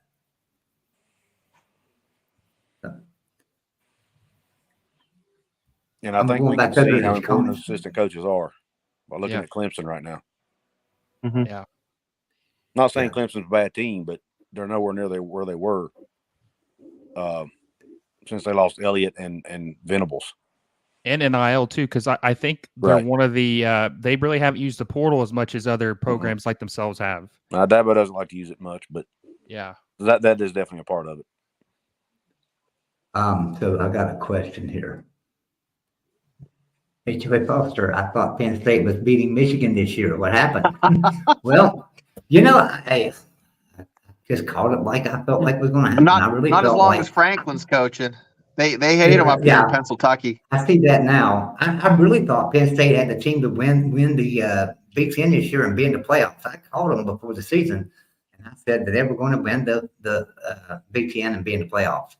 They proved me wrong. They still can't beat Ohio State or Michigan. So. The poster who I'm impressed with is Mac Brown. I cannot get over how well he's doing, and good for him. I thought. And the second stint, we talked about that too, like bringing Rich Rodriguez back to West Virginia, and Coos brought up a good point. Yeah. Second time for coaches doesn't generally do good. Mac Brown's second time at North Carolina doing pretty good. Yeah. Well, Matt, you know what Matt's doing, I think, is exactly what Jimbo would do. It's your legacy. Matt Brown wanted to get back in, and does Jimbo want his career to end on a low note at A&M? But But on that Penn State thing, that viral video says it all. There's the Penn State running back breaking through the line, and he's got about a 10, 15-yard lead on that 375-pound Michigan lineman who catches him and brings him down. In fact, if that lineman had the ball, he would have scored. I mean, it's just, woe is me has replaced We Are Penn State up in Penn State College. I mean, what are they supposed to do? Every year they lose to Ohio State and Michigan. Try as they might, it's despair. But now think about it. If they were in the East or the West division, they would probably win that every year and then play for the Big Ten championship. That's right. Yeah, For sure. So it's just according to where you land, and unfortunately they land over there. You got Michigan, Ohio State, Penn State right there together, and I think the Big Ten would break that up. Yeah, the talent in the Big Ten falls off a cliff. You have three A plus or 2A plus programs, a B plus program, and then you have D's and F's. Whereas the Big 12, you have a crap load of B's. Every other year you have maybe an A with Oklahoma or Texas, but they're leaving, and then you have maybe one team that's like a D minus. You don't have that. That huge drop off. I mean, everybody's beating each other up. ACC, they're all about C. I don't see anybody that's fantastic. But I'll tell you what, in the SEC, everybody's in that B category, that C plus category. I mean, now a C plus program in the SEC is going to be better but it's just that they're very competitive. The Big Ten has been overrated. Will, did you hear that? Shane just said that Vanderbilt is a B plus program. No, he didn't say that. Nicest thing anyone's ever said about the program. No, I didn't say Vanderbilt. I said there's a few that are still that are kind of off that, but they're just middle of the pack is solid. Even Arkansas, Yeah. But let's it's great talking about this coaching stuff. But let's talk a little bit about this weekend. Let's talk about West Virginia and Cincinnati. Going at each other this week. I said something to somebody today, and it might have been Will or Coos. I talked to both of them on the phone, or it might have been Frank. Talked to him on the phone. If Cincinnati plays like it did last week, and West Virginia plays like they did last week, Cincinnati will beat West Virginia. Bottom line, that's how I feel about it. What year was that? I don't think that's going to happen. That Rich Rod lost. It was like 13-15 to Cincinnati. I was so PO'd. I was ready to send my diploma back. I think that was 2002 or 3. No, the last time. No, but I'm talking about it was like a 13-10 score. Rich Rod was like second year, third year. I thought that was it. They lost. Cincinnati beating West Virginia. 2003 is when it was. 2003. 21 in 2009. Yeah, it's got to be earlier. But it was earlier. Cincinnati has beaten West Virginia 3 times. They're 3-18, I think. That's right. Yeah, it's 15-13, and it was in Morgantown in 2003. Yeah. Yeah, it was 15-13, September 13th, 2003. I was so disgusted. And then look what happened. 3 years later, West Virginia's playing in the Sugar Bowl, and I mean, you don't know. We might be just on the cusp of things being turned around, and we're wanting to shit can Neal Brown, but a lot of people a lot of people do. But Rich Rod got it turned around. He came in, followed Dana Holgerson offense, or not Dana Holgerson, not Dana Holgerson, Don Nealon. He came in following Don Nealon, and Don Nealon, we all know, was a power football team that run the ball down your throat. Good passing as well, but nothing like today's passing game, right? And Rich Rod kind of brought that scramble quarterback passing game into West Virginia. So he had to completely overhaul the team to his standard, right, to what he wanted to do. So we kind of give Rich Rod a bow on all that stuff. And he didn't take near as long to do it as Neal Brown did. Right. So that's what's got me. Now there's another thing too, though, is Neal Brown was left an empty kettle in 2019, right? He had nothing to build off of. The team pretty much didn't exist. But everybody graduated. We had a great 2018 team. They all graduated and left or transferred when Hogerson left. So Neal Brown came into nothing, and then all of a sudden he's coming out of a group of 5 to coach a Power 5 program. He had recruited a group of 5, but he had never recruited a Power 5 program, so he's got to learn that deal. He's got to recruit a different type of player, a different stature of player than he was recruiting at the group of 5. And then COVID hits. So in 2020, he can't even go and visit these recruits in their homes or anything like that. So he had some things go against him. So I'm kind of giving Neal Brown a pass for 2019 and 2020. But the 2021, 2022, and 2023 seasons is what I'm really looking at. And there's nothing impressive there, you know. And like I said, the best win was 2020 over Army in a bowl game. That's just because it was a bowl game. We made it to a bowl. And, you know, so. But Joey, get a time machine, go back a year. And if we were talking about West Virginia having the record they have, minus the Oklahoma ass whooping, we would be ecstatic, you know. And of course, the Holgerson thing, I think I have more nightmares about that than deployments. But yeah. Well, that's the storyline for this. That's the storyline for this weekend's game. Preseason, the team that was picked 14th, West Virginia, playing the team that is 14th. You know, Cincinnati Bearcats. The other thing that's interesting about this game is, and I had to verify this. Emory Jones is the quarterback, right? He played his first college football game in 2018. He's been playing college football since 2018, 6 years. This is his third school, Florida, Arizona State. The other thing to watch is that you talked about the game last week, Joey, between Emory Jones, the quarterback, and Corey Kiner, the running back. Those two alone accounted for 70% of the offense. 70% of the offensive yardage last week was accounted for by those two guys. And so it's not a mystery how you beat these guys. The question is, we just got to go out and basically do it. And we're a heavy favorite, obviously, if you look at the line and all the other things. But also too, with you know, West Virginia geographically in the Big 12 until this year, not having any teams close to them, you know, you would say probably Cincinnati is their biggest rival in the Big 12 just because of the history they had in the Big East. You know, I think they'd played like 20 times historically before this year. So if they lose not only to a bad team, probably the worst team in the Big 12, but a rival, you know, that's like a double sting, you know? So I feel that could be the end of Neal Brown as we see it if they do end up losing. Will. I don't know how most fans feel about that. I never considered Cincinnati a rivalry game at all, ever. It's like, if you're at Cincinnati, you think West Virginia's a rival because they've whooped you so many times. But I think if you're a West Virginia fan, it's the other way around. I don't know. Yeah, it's like Marshall, West Virginia. Marshall's not a rival to West Virginia, but West Virginia's a rival to Marshall. You know, when I think about rivalries with West Virginia, I want to look at teams like Penn State, Pitt, Maryland, and Penn State. They're the same way with us because they've beaten us so many times. They're a rival to us, but we're not a rival to them. You know, it's just nice that you guys finally have someone close to you. You know, where absolutely driving distance to a game. Absolutely. But I would argue when we came into the Big 12, I think one of our instant rivals, to me anyway, was Baylor. You know, because of that 2012 70-63 game.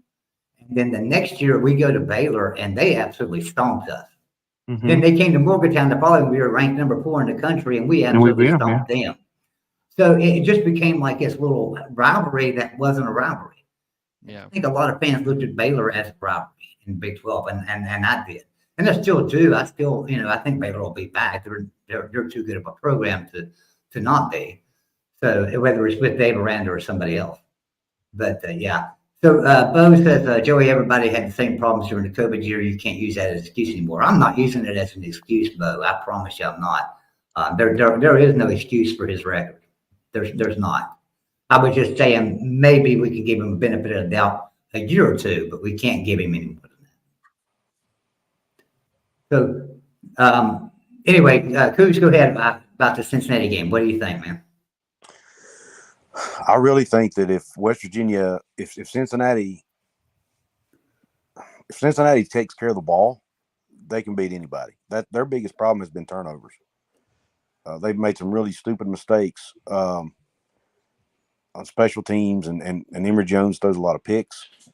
If they can protect the football, and I'm telling you what, Zach Frazier's going to have his hands full against Dante Corleone, that nose tackle they've got. That guy's a stud. I'm a little concerned about that. The last time we played a defensive tackle or nose guard that good was against Houston when they had that Caesar kid, and he wreaked some havoc on us that night. He did. So Zach Frazier, hopefully this will be a redemption game for Zach because he didn't play very well last week. That whole line didn't play well. No. So hopefully those guys can step up and mop the floor with those Cincinnati D linemen because we're going to need it because we have to run the football, number one. And we've got to. I think we need to force a couple turnovers and play just clean. If we can play good, clean football, force a turnover or two, run the ball, we'll win. In my opinion, but and Green's got to protect the ball too. I mean, yes. That's one of the reasons they beat Houston last week is they picked off Donovan Smith 3 times, and so you're absolutely right, Coos. They can be had, and we've got to get off to a fast start. Don't give them any opportunity. More like the BYU game, and a hell of a lot less like OU. And you're right that the offensive line, particularly Remack and Yates, did not grade very well against Oklahoma. They had their hands full. We can't have this week. And you've got to have people like Horton show up. He did not have a good game against OU. And those possession receivers and our tight end. God, we've got that tremendous stud at 6'7". Let's use him. Yeah, the weakest part of their defense is their secondary. And I'm sorry. The weakest part of their defense is their secondary. They do have a tendency to give up some long pass plays. So hopefully, and then we know that's where Garrett's strength is. So hopefully we can hit some deep plays in this game and some big plays, and that should help open things up for the run game too. Yeah, that's right. And let's hope CJ's healthy. That's going to be big. Yeah. Is CJ healthy? Yeah, that's the question. I hadn't heard. Does anyone know? No. Neal said he would hopefully know by the time he'd done his radio show tomorrow night. Oh, yeah. That's right. One thing that's got me worried, if I go back and watch the UCF, they when they played Oklahoma before they played us and played them all the way down to the wire. Everybody remembers that, right? Yeah. And it looked like UCF was going to win that game. All week long in their interview, the only thing they talked about was the Oklahoma game. The players, the coaches, everything. They were living in the past, and they wasn't looking ahead to the West Virginia game. And I said then, West Virginia's going to drag his team up and down the field, and they did. And the same thing with BYU. When we faced BYU, they had talked about everything, but they wasn't talking about West Virginia game that much. They mentioned it, but it wasn't like it was on their mind front and center. And what West Virginia do? They destroyed them. Now I'm watching this week, and Cincinnati's really focused on West Virginia. They're not talking about anything but West Virginia, just like Oklahoma was last week. And West Virginia, for some reason, can't get past this Oklahoma loss and still talking about the Oklahoma game. That's worrying me, guys. It's really worrying me. I mean, you got to be focused on Cincinnati now. That Oklahoma game's over, and we can't go back and do anything about it. And I'm seeing coaches and players both still today, even today, talking about the Oklahoma game. I don't care about that. I want us to beat Cincinnati. So that's one thing that's got me concerned. The one positive for me, and I said this on air months ago, if it's Cincinnati and Fickle's the head coach, you're biting your nails. Don't feel that way with Satterfield. He didn't do that well at Louisville. Look at what the transformation of Louisville in 1 year with Jeff Brom. Satterfield jury is, I don't even know if the jury's still out. And so, that's, I think that's in our favor. They've won 80% of their games over, I think, the previous 4 or 5 years.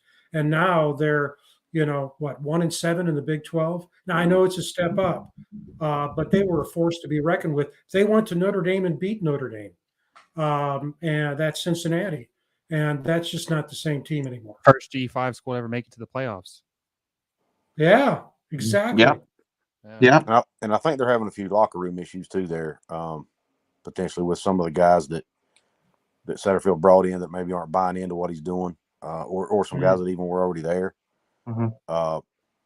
I think there's 15-20% of the team that's not really bought in yet, so that's probably which would help explain their lack of success. I don't think he'll be there long, honestly. And one of the craziest things about his hire, and this is why he said he went there, is because their commitment to giving him a big salary pool for his assistants. I think it was reported that he had a $7 million salary pool for his assistants, which is crazy for a Big 12 school. I mean, if you're not Texas or Oklahoma, that's a lot of money. You can get some good coaches with that. So yeah, I think West Virginia should beat them. But you never know. The Big 12 is a weird league. I mean, Oklahoma State was the hottest team in the conference, I think, and got steamrolled by UCF by 42. So anything can happen. UCF's no joke. Yeah. They have talent. They have resources. They have huge student body. They're going to be a power. And they have Plumlee back. Yeah. Gonzalez done a good job there. I think they'll be really good next year. I think they'll be a fringe. They could make the Big 12 championship game next year. It'd be close. Yeah. Well, guys, I'm gonna have to run. Thank you, Joey, for letting me come on, man. Yeah. Thank you. Good seeing you, everybody. Great to meet you, Frank. Hey, Coos, tell everybody where to find you at. I'm on Couz's Corner. COUZ. It's on the screen. Couz's Corner on YouTube, and then I'm on Twitter at Couz206. If I could have a moderator drop a link to his channel in the comment section, I'd appreciate it. And thanks for being here, brother. I have a basketball channel too called Hoops from the Hills. Right. Hey, that's a great channel too. I don't know if you're a basketball fan, you gotta subscribe to Hoops from the Hills. Him and Mountaineer Paul do a great job with that. Fantastic stuff. It is the only basketball channel I watch. I mean, seriously, I love it. So you guys do a great job with that. Excellent. Thank you. Nice to meet you, Will, Frank, Shane. Good seeing you again, man. It's nice meeting you, man. Take care. So I didn't get a final score from Coos of what he thought it was going to be. Let me get one from you, Shane. Tell me what's the final score is. I'll tell you what, guys. This would be the one on. If I were to bet, I do a show every Wednesday, or usually Wednesday or Thursday. I do a college pick 'em. And it's 20 minutes. I pick 10 games to watch, and we're usually, I picked the Army beating Air Force and Arkansas beating Florida. I wouldn't put this on the list because I have no idea what's going to happen. I mean, I'm a Mountaineer fan, but this is not one I like to. I don't like this setup for the Mountaineers. Joey, I think you're spot on with. I don't think their minds are quite right.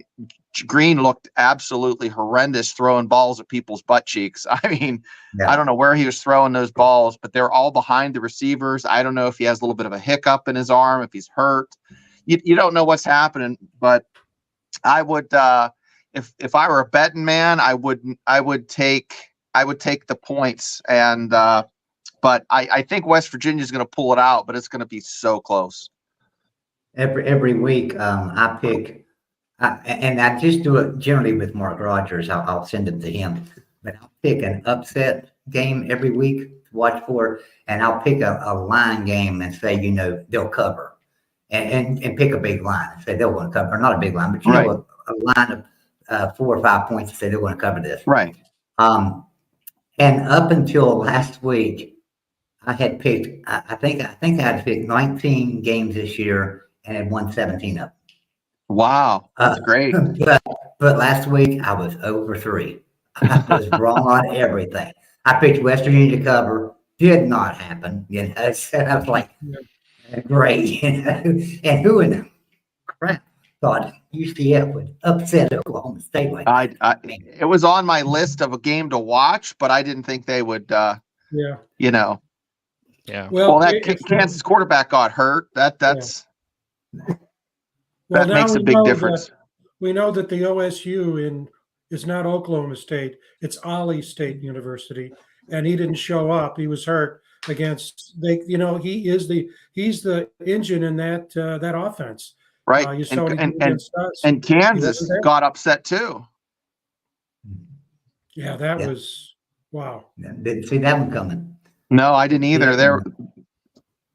But I've been really pleasantly surprised. I've been, like I told you guys, I've been just talking trash on the Pac-12, and then this year man, I'm watching games till 12 at night because I'm really enjoying watching Oregon State, Oregon, Washington. I mean, man, it's a shame that we're losing the Pac-12. I was never really a big Pac-12 fan, but if all the football of the past 5 years was like it is this year, they would still have a conference.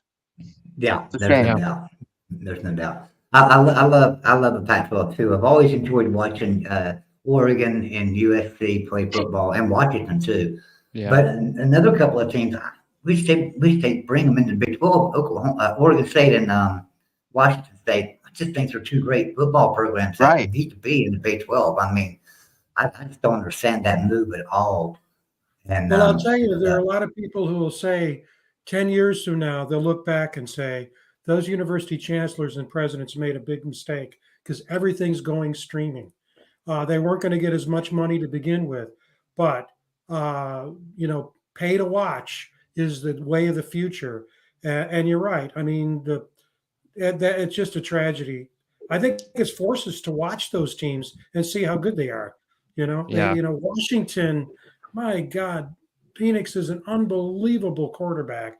Great Right. coach there. I mean, my God.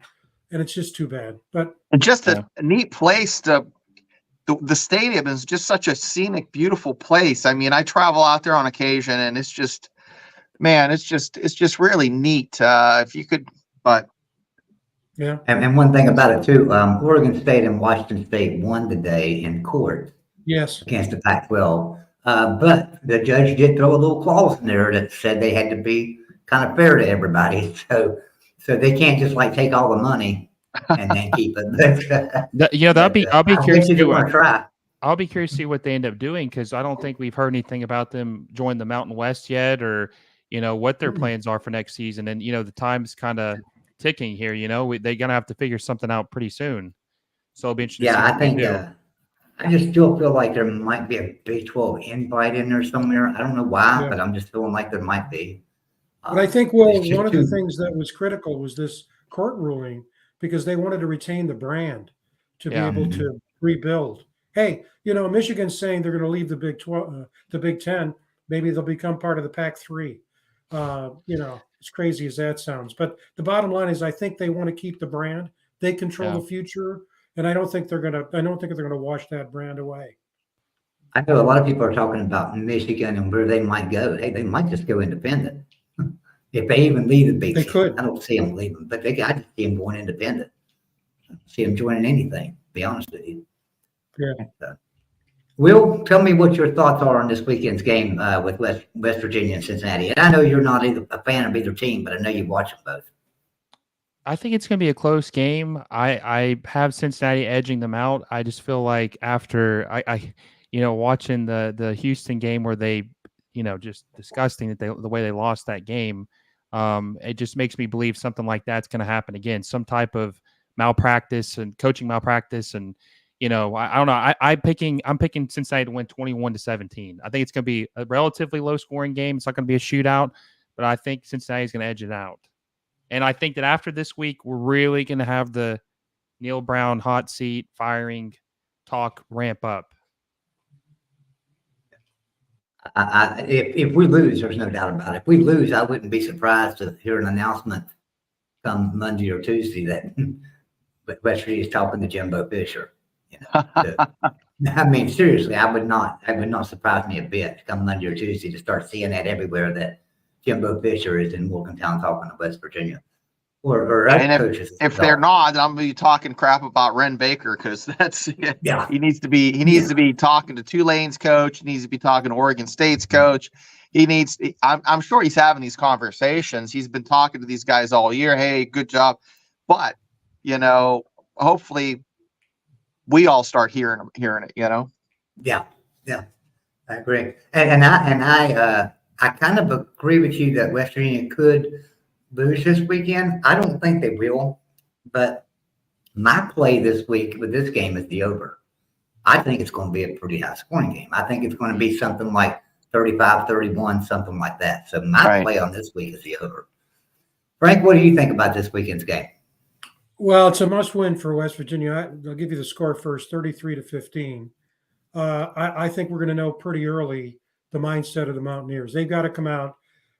Actually, it reminds me of our conversation a week ago, Joey, on air. You know, it's the same thing with Cincinnati. I think that we tried to do but couldn't do against OU, even though it looked like it given that first drive. It's time of possession. Keep the ball away from those two playmakers in Cincinnati, number one. Number two, a lot of versatility on offense. I really felt, I know this was criticized by some people, I felt the key to beating Oklahoma was having the pass set up to run. And I think the same thing here, going to be far better with that nose tackle to basically neutralize him, hopefully, by throwing the ball and then running. And you got to get a whole bunch of guys involved in the offense. You got a great set of possession receivers with Clement and Fox and Horton and so on. You got the deep threat with Carter, and you got Cole Taylor creating havoc. And we got to see a lot more from both running backs. Last week, I said to myself, where is White? He was hardly in the game. So it can't be just CJ, assuming he can play. And then the defense can't break down the way that they did against OU. And as I mentioned earlier, you got two guys you got to control. A runner who's averaging 5.5 yards a game, who can break the long one. He's got speed. And a quarterback, even though Kuz is right, he throws a lot of picks. But he picked apart Pitt. But this is a team, and I'm going back to what Will said, Cincinnati is also a team that disappoints. They went to Pittsburgh. We didn't know how bad Pittsburgh was at that point. We hadn't played them yet. And then they go up to Miami of Ohio the next week, a big rival, and they were beaten. And so which is the real Louisville, the real Cincinnati? It's both, and you don't know what you're going to get. So I agree. 33-15. Yeah, you have no idea what you're going to get. I mean, they could come in and just everything could just be turning the right way, and it's all about the way the balls are bouncing. And we've had a couple games where, man, D-backs, it just goes through their hands. If that was an interception, that's 7 points the other way. Just the bad luck in the Houston game where the ball came out of the running back's hands and just bounced into the D-backs hands for Houston, and that was 7 points right there that flipped. So just it's a little bit of luck, but luck and opportunity. You know what they say about that. So there's another piece here too that goes back to what you were saying, Shane. The Garrett Green that engineered that first drive was vacant the rest of the game. I don't know if you saw his post-game conference. He basically said, guys, I was confused. Their defense had me confused after that first drive, and he couldn't figure it out. He said it wasn't until this, and I'm paraphrasing here, but it's accurate. He said it wasn't until the second half he could look across the field and have some sense of what the defensive scheme was. I think that's why he was throwing the ball in the ground. Frank, is that a coaching? Is that a young player issue or a coaching issue or a little bit of both? Who knows? Good question. But it can't continue. I mean, but he said that, you got to give him a lot of credit for saying it. Yeah. He said it publicly. Being self-aware. Oklahoma admittedly changed a bunch of stuff. They did. This goes back to the whole season with Brown. My biggest gripe is I like him. He's so likable. He's doing the right things, but it's the managing just the team during the game and adjusting. There's been so many times where he's been outcoached. Holgorsen outcoached him. Brent outcoached him last week. Well, goal line, 3 up the middle, 4 up the middle. Come on. Amen. I got somebody in the back room I want to bring in here real quick because I love this guy. He's really smart, really good, got a great channel. Jeffrey from Only Talk Sports. What do you say, Jeffrey? Thanks for bringing me on, Joey, for sure. I wanted to chime in on my thoughts on this because obviously I know that West Virginia fans are not you guys probably are not fans of Neal Brown that much. Like you mentioned, Shane, that he's a likable guy. It kind of reminds me of Tom Allen in a way at Indiana. A lot of people like him because of the fact that he's a nice guy, does everything right off the field, brings in good players. Sometimes, the energy's there and it's just enough to help you get wins. But then when you're playing in those bigger games, just moments like Indiana playing Penn State, he kicks a field goal and he doesn't go for it on a 4th and 1 that could have put him ahead, and then they end up losing the game. And I've seen a lot of games with Neal Brown where he just makes bad decisions. And I agree with, West Virginia fans and you guys in general. It's just not getting it done. And then I see what really wanted me to come on here was making the case for Jimbo Fisher. That caught my eye. I'm like, Jimbo Fisher to West Virginia. I don't know. He just got $75 million. Is he going to want to coach again right off the bat? Go to West Virginia? I don't know. Maybe you'll coach for the long He's a game. Mountaineer. He's a true Mountaineer. Jimbo Fisher's a true Mountaineer. I mean, really, there's probably not a bigger Mountaineer fan. There really isn't. He's huge. He loves West Virginia. He's got a lot of businesses in this state, farms in this state. He comes to the state. He goes to high school football games. He goes and just helps the coaches out. I mean, he's really, really good and very supportive of the university. And even made the statement last year. They asked him, would you ever want to coach at West Virginia? He said, well, you never say never. So, I mean, would he come? Who knows? I think it's just a lot of speculation by fans, hoping, wishing. But at the same time, you got to think about it this way. There's probably not a better chance to get a coach like Jimbo Fisher. He's already got $7.5 million a year coming in. We could offer him $4 or $5 million, and he'd probably take it. He's the highest paid coach in the country. He's getting $28,800 a day for 7 years. So he's already the highest. If he gets a job making $4 million a year, he's already the highest paid coach in college football. You know how many pepperoni rolls that is, guys? I mean, that's he's set. What else does he freaking need, guys? I have to ask you, I'm thinking Joey, the fans. do you think that it's more likely Urban Meyer goes to Texas A&M or Jimbo Fisher goes to West Virginia? Jimbo comes to West Virginia. Okay, that makes sense. I agree with that. Yeah. I think Jimbo to West Virginia long before Urban Meyer to Texas A&M. And I'm not saying that wouldn't happen,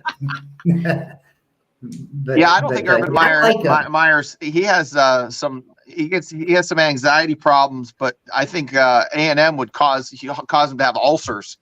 Oh man, well I've never seen somebody get so sick and get over it as fast as he has in the past. I mean, it's amazing to me. I'm not going to talk about anybody. I mean, I don't know what his situation was, but bottom line, he's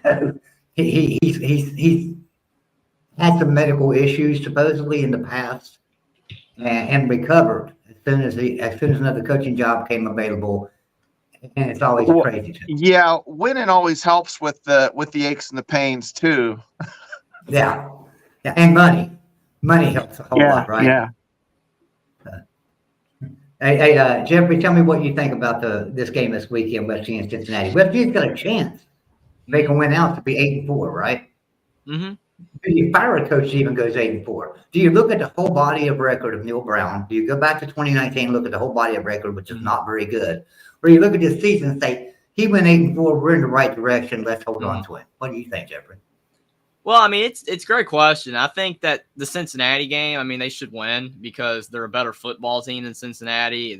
I would say they're better coached than Cincinnati. Neal Brown just should be over Satterfield, so they should win. If they go 8-4, I mean, West Virginia is not Texas A&M. West Virginia is not Auburn. Where programs like that, you go 8-4, it's not good enough.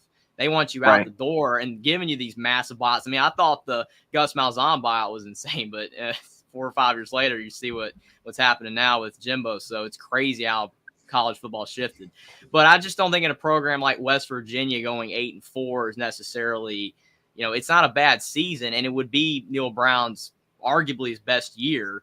And plus, when you have Oklahoma and Texas leaving the conference, it's going to be easier for West Virginia to win games in the Big 12. So if you take all that into account, and if things continue to trend upward, if West Virginia can be consistently 8-4, 9-3, you can't get rid of him. I mean, he's doing his job. He's getting enough wins. I know that just sounds like you're settling for mediocrity, but most programs, You're talking about programs Neal like Brown? Northwestern would love to go 8-4. So I just don't think that going 8-4 should get him fired at all. You're talking about Neal Well, Brown. the thing about it is, you're Neal Brown. saying that, but at the same time, you've got to realize Dana Holgorsen didn't do a bad job at West Virginia. Mhm. If he had some decent years, some really good years. Yeah. One losing and season. we didn't want him. We didn't want him. We wanted rid of him. So you say, well, West Virginia won't get rid of people for going 8-4. They will, because they didn't renew Dana Holgorsen's contract, and he was doing that. So, But Joey and Frank, you remember this, and I Will and Jeff, you might not know this, but in the 80s and 90s, it was okay for West Virginia to be 6-4 because you knew in 2 or 3 years they were going to pull out a 9-win season, or they'll make a run, and that's not that's ancient history, but I mean, would we settle for that now? I mean, that's the question. Yeah, I think what you mentioned, Dana Holgorsen, Joey, though, I mean, you are right about that, because I do remember that. I was a lot younger, but I do remember. But it's kind of, to me, when you look at like Houston's old coach got fired for doing better than Holgorsen did. Neal Brown's still hanging around in West Virginia, and he's doing worse than what Holgorsen did. You look at Nebraska, Scott Frost hung around, and he's did a lot worse than their previous coaches did. So it's almost like every single coach that's at a program, they start doing a little bit worse, the expectations lower more and more and more. And then when you get that coach that brings it back up, those expectations skyrocket again for that program. That's why Neal Brown's hanging around, because West Virginia's been, frankly, not good for the last, 8 years, like really good. Like back when they had, the success with Geno Smith and all that, and they did do okay with Will Greer. They were pretty decent then as well, but they haven't been as good lately. So the expectations have kind of been lowered. Otherwise, I do think Neal Brown would have already been fired. Yeah, and West Virginia is kind of like Pete Davidson. They think they can date. They can date some upper echelon talent. You know what I mean? That's right. Ariana Grande. I think Jimbo Fisher is interested, though, and I think he is top talent. And I remember that year in 2018 with Will Greer, they absolutely smoked Tennessee. I think they beat them by 30 points or something like that. Yeah. Tennessee. Do we believe West Virginia would beat an SEC team right now, other than maybe Vanderbilt?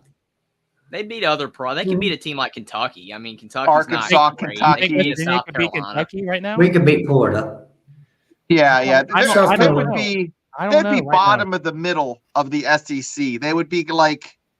They could beat Mississippi State. I don't know. I think they might beat Mississippi State, Arkansas, and probably Vanderbilt. Everything else is debatable. If Kentucky was at not Vanderbilt, if Kentucky was at West Virginia, it would be a very close spread. It would not be a massive spread, and West Virginia Kentucky's would have good this year, though. For the record, they're better than a record shows. Yeah, Kentucky's not a bad team. They spent money on it. They had some NIL transfers come in. Leary from NC State and Ray Davis He struggled from Vandy. hard. He's had a bad season. But even still, Hey, that's a coach. Stoops has done an amazing job at Kentucky. But West Virginia looked that way. He wouldn't leave the SEC, but even so, though, Dana Holgorsen, the infamous West Virginia coach. I mean, he smoked an SEC team. He smoked them. They blew the doors off Tennessee. And I just don't think I don't think Neal Brown's capable of doing that. He doesn't. I mean, do you guys expect him to blow the door off of big teams? Will Dana can coach. He just can't press the flesh. He can't bring in the revenue. He can't do all of the backdoor things. He is an offensive mind. He's not a head coach, and that's the big problem for him. 100%. And that's kind of like Cliff Kingsbury in the NFL. Yeah, exactly. Yeah. That's why I think Jimbo's he is the all-around coach. He does it all. He's the brand. He's the coach. He's the recruiter. He does. I think that's why he's perfect. And listen, this is the thing. Yeah. Jimbo Fisher, him being from West Virginia, gives you guys the golden opportunity to get him. If he was from Florida or Michigan or some other state, he wouldn't be coming. Let's be honest, he's not coming. But because he loves the state, that ties him to the program and would make it a possibility of him to come. It would be really cool for West Virginia if Nick Saban was interested. That's not happening. I know that it's would not, never but he's happen. from West Virginia. I'm just saying it'd be cool. I don't think we have airports big enough for his jet to land, guys. I really don't think. They'd have to extend the runway in Morgantown Well, Yeah. and that's the one thing too for his ego. we talked about is that Nick Saban, while he is from West Virginia, he just doesn't seem like he has that same pride that Jimbo has as being from West Virginia. Like he's West Virginia is, he is West Virginia through and through. Right. He's not ashamed. He's proud to announce it. Like he is a West Virginia boy. But Mark Nick is Saban- asking when the Dana He Holgorsen beat an SEC team. 2018, we beat Tennessee. He doesn't hide his buckwheat pancakes. They're up there in the top shelf, where everybody can see him. He's not ashamed of his heritage. Exactly. Yeah. Yeah. So I think that's I don't ever see Nick Saban coming to. I think once no. he's done Alabama, he's done. Yeah. But hey, some people think that though. Some West Virginia fans are holding out hope that could happen. Yeah, but when he left West Virginia, it's not like he comes back up here and hangs out. Nick Saban doesn't come to West Virginia. Never. I mean, he might come here and visit some family or something, but he doesn't go to a local restaurant and eat and sign autographs. Jimbo Fisher does that. He comes up here, he's visiting little mom and pop stores and restaurants, supporting them, signing autographs, standing there talking to everybody. You never see a Nick Saban up here doing that. So Yeah, you'll catch Jimbo at the Tractor Supply on occasion. You know what I mean? You won't see Nick Saban there. No. no, never. Well, I I tell you think what, being a guys, it's been a program like great West show and Virginia great. is really good because you talk about you don't have to win 10, 11 games for people to like you. Like Texas A&M, anybody that's going to go there, it's going to be extremely difficult because of the fact you got to win 10, 11 games or they can't stand you. They want you out. Even though you get the big buyout, it's great. The next coach shouldn't be getting $77 million or whatever if they get fired. But still, it is very tough to win in the SEC. And yes, the divisions are going away, but you're adding Oklahoma, Texas. A&M is going to be a really hard job for whoever gets it. At least at West Virginia, it's going to be a lot easier to go 9-3, 10-2, possibly in the new Big 12 if the next coach, if Neal Brown's fired, does better. I think they easily do that. These big contracts. I think these big long contracts for head coaches are going to be coming to an end because of things like this. They should have never given him the extension. I didn't understand it. They went 9-1 in 2020, a year that was weird anyway. It wasn't normal with there's no fans, all that. There are a lot of teams had opt-outs, and they went 9-1. That was not indicative of how good they were actually doing. And they struggled in the bowl game against North Carolina. North Carolina was a way inferior football team than Texas A&M. So they were not great. They just were winning because of that season being the way it was. And that his record, if you compared it even at that time to Kevin Sumlin, it was barely better. Why give him the extension? It makes no sense. Well, there's $100 bill for anybody that can prove they kick Lions in the ass. I'll pay it. It's a bounty for a rear kick. Because I'll tell you what, he really screwed the pooch for all the Mountaineer faithful. We're going to be paying that bill for years. And everybody said I was crazy because I had found out. They learned that Shane Lyons was going to be fired a week before he was. And I went on Golden Blue Dude and told everybody, Shane Lyons is getting fired. Everybody, Neal Brown's getting fired. No, he's not. Neal Brown's fine. He's safe. Shane Lyons is out the door. And everybody told me I was crazy. And then when it happened, it happened. But it was a smart move. It was a move that had to be made first, I think. I think Shane Lyons being put out before Neal Brown, it was a move that needed to happen.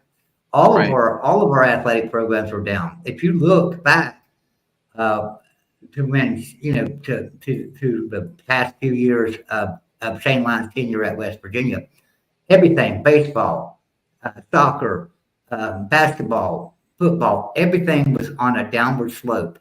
And now since Rim Baker's come in, everything's going back up. Soccer, better. Man. I'll tell you what, the Mountaineers are really doing fantastic. So, yeah, and baseball did really well this year. Right, I mean, they are. Of course, the rifling team is always doing well. We know that, but it's just that the whole athletic department seems to be gelling better under Ren Baker than they did under Shane Lyons. Yeah. You agree with that, Frank? Am I right on that? Yeah, do you you think? know, Lyons is a compliance guy, and I think the thing that straw that broke the camel's back was his attitude toward Neal.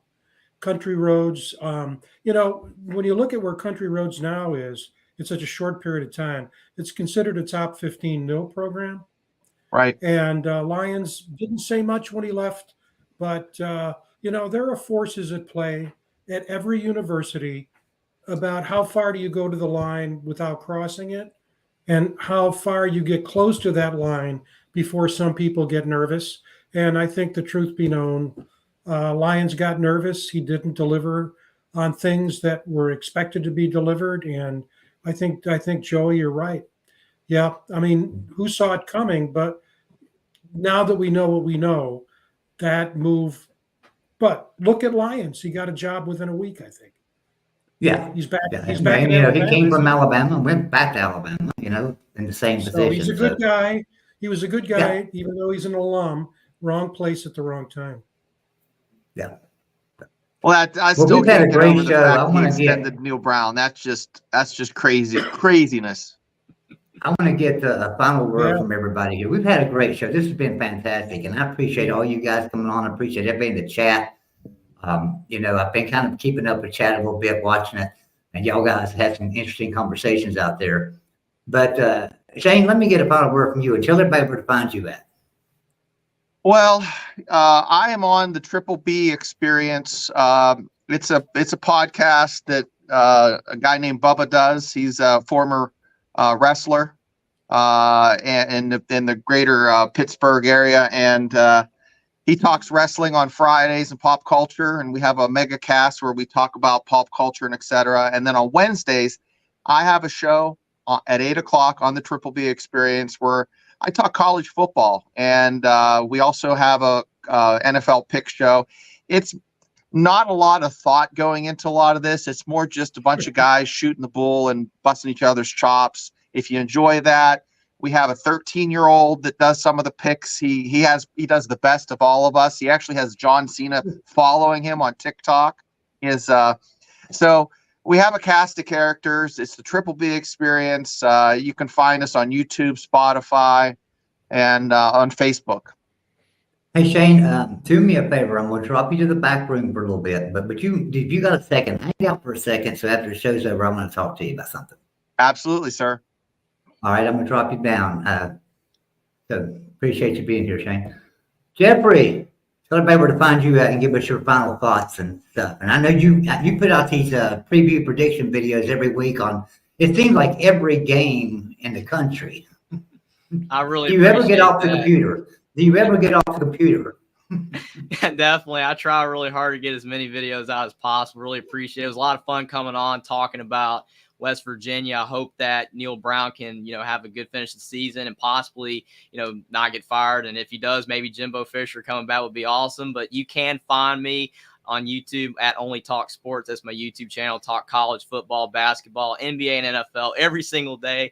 As Joey alluded to, really try to get as much content out there as possible. And you can also find me at Twitter as well at Only Talk Sports. So again, try to, talk about as many sports as possible. Have a blast doing it. Thanks, Jeffrey, for coming in. Appreciate you being here, man. You too. I appreciate you having me on. Will, to give us your final thoughts there, man, and tell us everybody where to find you at. Well, I appreciate you having me on, Joey. We've been talking about this for a couple weeks now, and I'm glad I got a chance to talk in the college football world for a little bit and take a break from soccer. We're going to do it some more too. Don't go away and hide. We're going to be coming back. Well, I'm looking forward to it. I'm glad I got to meet some new friends and talk some college football, and things were exciting, and we'll see if Jimbo Fisher comes to fruition. And I think regardless, the better days are ahead, one way or another, for West Virginia. And you guys can follow me at MLS Moves on YouTube. I try to post 2 videos a week. You can also follow me on Twitter at MLS Moves as well. And I'm just really thankful for your help, and I'm glad I got to do this with you guys tonight. Well, thank you, Will, for being here. We appreciate you. And everybody check out MLS Moves. It's a Major League Soccer channel. Will does a fantastic job over there. Appreciate you being here, Will. Frank, tell everybody where to find you at, and also tell us about that great book. Well, thanks so much. Always a pleasure, Joey, working with you. And tonight, very solid conversation. A lot of really great ideas, great people, and I look forward to seeing the chat there too. Let me put a plug in for the sports column. It is a special mission established over 10 years ago by Brett Dickinson, who was a media personality at the time in the Baltimore area. And now he's basically directing an NFL-related foundation out of the Baltimore area. And it's really an opportunity for everyday fans to write articles about whatever they want to write and basically submit them and get published. So not just responding to what other people write, but actually writing your own article. And you can find it very simple by Googling it. Should be the first thing that comes up, the sports column. Simple as that.